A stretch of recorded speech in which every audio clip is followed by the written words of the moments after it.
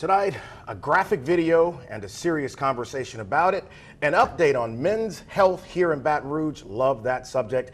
But we'll begin with a conversation with a member of the Metro Council. Roll it, Scott.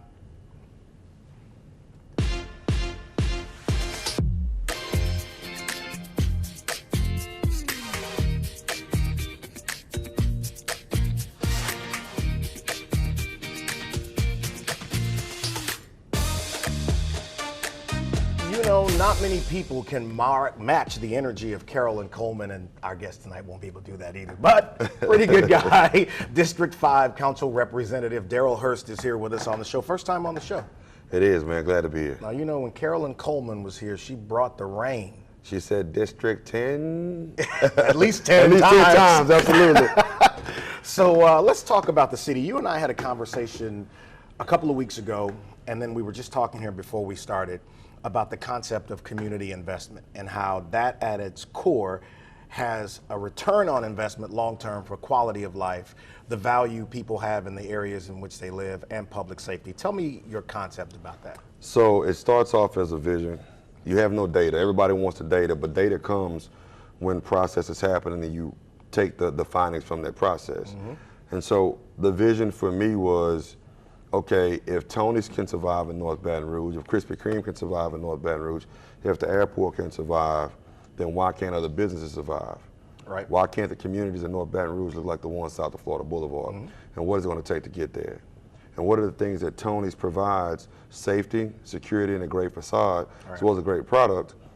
How do we match that and teach other businesses how to do the same thing? But nobody wants to invest where there's been divestment.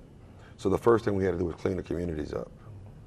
So got with every department in city parish, literally took a ride with Republic Service and they said, not my trash pile, not my trash pile, not my trash pile, just trying to understand city government when I first got in office. I said, well, who does it belong to? Oh, that's blight, that's environmental services, that's maintenance.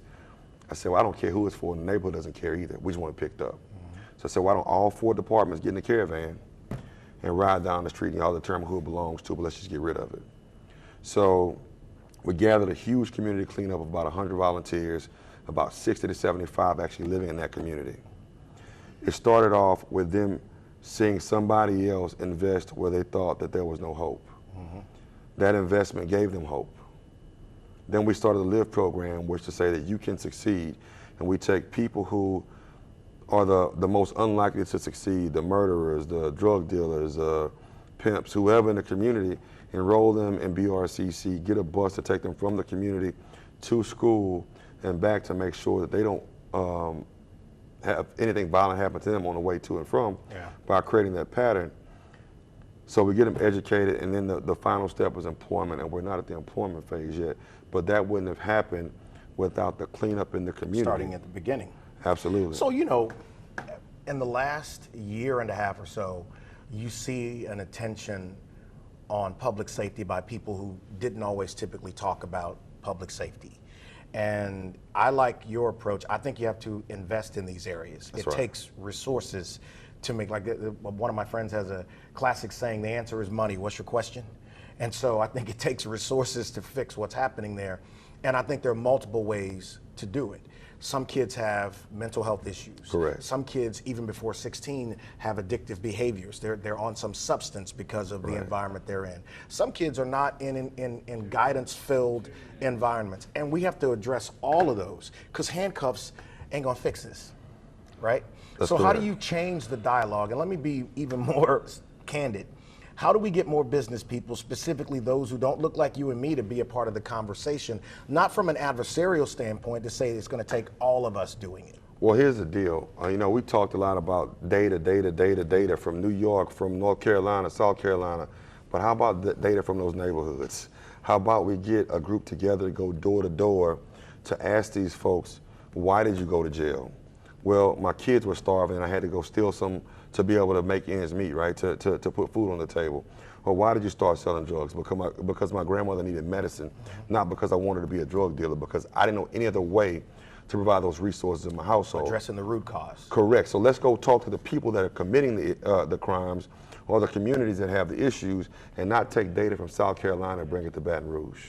I want to start this part of the conversation before we go to break and come back about maybe one of the least discussed departments of parish government, but that may be almost as essential as the police department, and that's the Department of Public Works.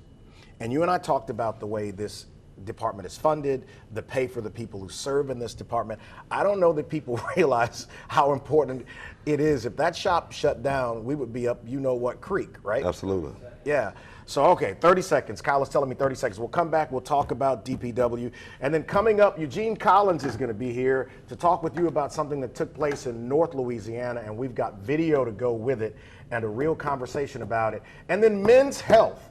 Nobody talks about the fellas. So let's talk about the fellas before we wrap this thing up tonight. Back with Darryl Hurst in just a moment.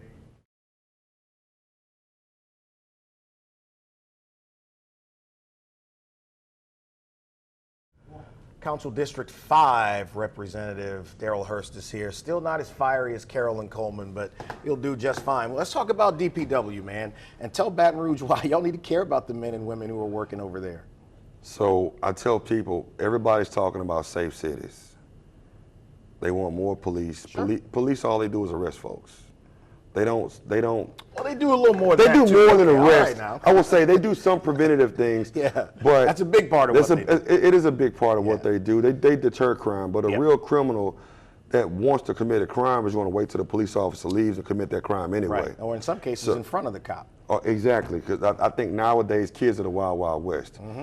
But if I go back to the speech about Zion City, when we talked about when we clean the community up, when we showed the community that we cared and that there was hope, they said, you're the first person that's come over here.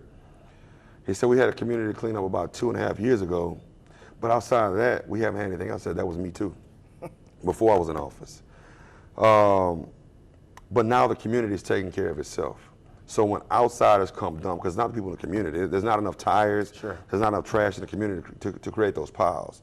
It's people seeing a blighted, disinvested area, which invites drugs, which invites prostitution, which invites other types of crime. But we hadn't had a murder over there. When I first got in office, we had a murder there almost every week. I was going to see another body on the ground. Since we started to invest, we had our first murder there about a month ago in over a year. Wow. So people can't tell me about data when I'm seeing it firsthand, how we go from the most crime-infested, crime-ridden community to not having a violent incident in that community other than domestic violence in a year's time frame. I agree, but let me disagree with you as well, all right?